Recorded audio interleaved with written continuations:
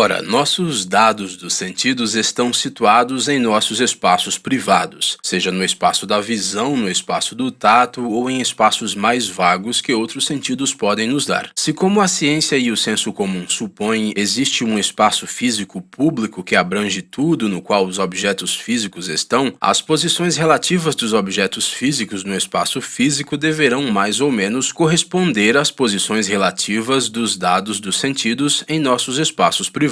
Não existe dificuldade alguma em imaginar que este seja o caso. Se virmos numa rua uma casa mais próxima de nós do que outra, nossos outros sentidos confirmarão a visão de que ela está mais próxima. Por exemplo, ela será alcançada antes de percorrermos a rua. Outras pessoas concordarão que a casa que nos parece mais próxima está de fato mais próxima. Os mapas indicarão a mesma coisa. E assim tudo indica uma relação espacial entre as casas que corresponde com a relação entre os dados dos sentidos que obtemos quando olhamos para as casas. Portanto, podemos supor que existe um espaço físico no qual os objetos físicos têm relações espaciais que correspondem àquelas que os correspondentes dados dos sentidos têm em nossos espaços privados.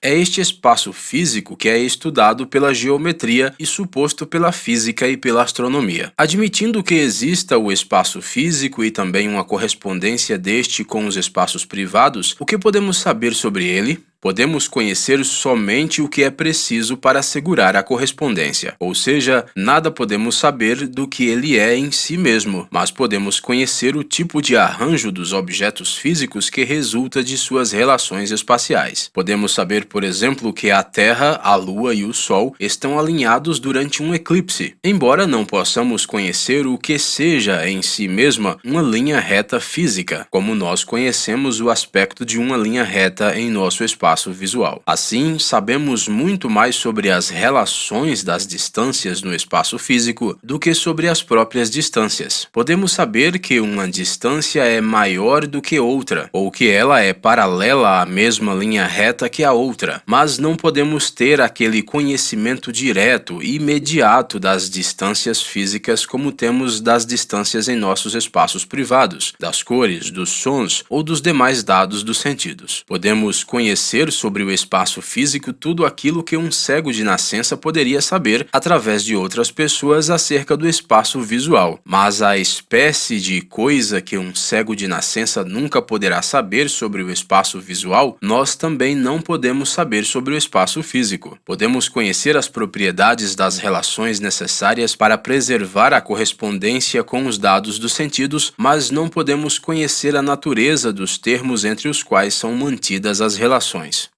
Em relação ao tempo, nosso sentimento da duração ou do lapso de tempo é notoriamente um guia inseguro em relação ao tempo que transcorre segundo o relógio. Quando estamos cansados ou sofrendo, o tempo passa lentamente. Quando estamos agradavelmente ocupados, o tempo passa rapidamente. E quando estamos dormindo, o tempo passa quase como se não existisse. Assim, na medida em que o tempo é constituído pela duração, existe a mesma necessidade de distinguir um tempo público e um tempo privado, como existe no caso do espaço. Mas, na medida em que o tempo consiste em uma ordem do antes e do depois, não existe qualquer necessidade de fazer tal distinção. A ordem temporal que os eventos parecem ter é, segundo o que podemos ver, a mesma ordem temporal que eles realmente têm. Em todo caso, não podemos oferecer nenhuma razão para supor que ambas as ordens não sejam a mesma. Em geral, isso é também verdadeiro acerca do espaço. Se um batalhão está marchando ao longo de uma rua, a forma do batalhão parecerá diferente a partir de diferentes pontos de vista, mas os homens parecerão arranjados na mesma ordem a partir de todos os pontos de vista. Por isso, consideramos a ordem como verdadeira também no espaço físico, enquanto que se supõe que a forma corresponde apenas ao espaço físico na medida em que ela é necessária para a manutenção da ordem. Ao dizer que a ordem temporal que os eventos parecem ter é a mesma que a ordem temporal que eles realmente têm, é necessário precaver-se contra possíveis más interpretações. Não se deve supor que os vários estados dos diferentes objetos físicos têm a mesma ordem temporal que os dados dados dos sentidos que constituem as percepções daqueles objetos. Considerados como objetos físicos, o trovão e o relâmpago são simultâneos, ou seja, o relâmpago é simultâneo à perturbação do ar no lugar onde a perturbação começa, ou seja, onde o relâmpago ocorre. Mas o dado do sentido que denominamos ouvir o trovão não ocorre até que a perturbação do ar tenha viajado até o lugar onde estamos. De maneira similar, demora quase 8 minutos para que a luz do Sol nos atinja. Assim, quando vemos o Sol, estamos vendo o Sol de 8 minutos atrás. Na medida em que nossos dados dos sentidos nos fornecem evidências quanto ao Sol físico, eles nos fornecem evidências quanto ao Sol físico de 8 minutos atrás. Se o Sol físico tivesse deixado de existir dentro destes últimos 8 minutos, isso não faria a menor diferença para os dados dos sentidos que nós denominamos de ver o Sol. Isso fornece um novo exemplo da necessidade de distinguir entre os dados dos sentidos e os objetos físicos.